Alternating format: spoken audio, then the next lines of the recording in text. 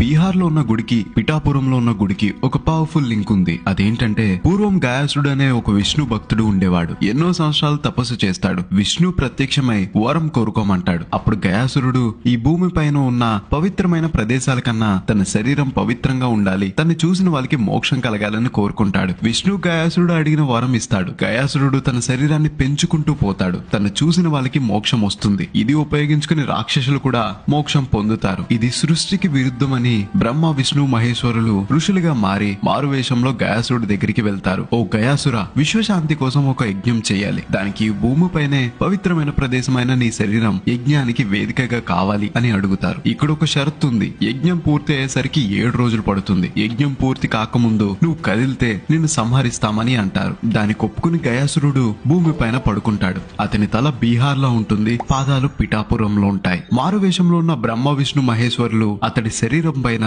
యజ్ఞం చేస్తారు. 6 రోజులు గడిచిపోతాయి. గయాసురుడు కదలకుండా ఉంటాడు. ప్రతిరోజు కోడి కూత వింటూ గయాసురుడు రోజుల్ని లెక్క పెట్టుకుంటాడు. అప్పుడు శివుడు కోడి రూపానికి మారిపోయి కుక్కురుకో అని అరుస్తాడు. అది విన్న గయాసురుడు 7వ రోజు పూర్తయి 8వ రోజు వచ్చేసింది అనుకుని లేచి చూస్తాడు. అది అర్ధరాత్రి. చుట్టూ చీకటి ఉంటుంది. త్రిమూర్తులు వాళ్ళ రూపానికి మారిపోయి యజ్ఞం పూర్తవక ముందు లేచావు, నేను సంహరించడం తప్పదు గయాసుర, ఆఖరి కోరిక ఏమైనా ఉందా అని అడుగుతారు. తన దేహాన్ని 3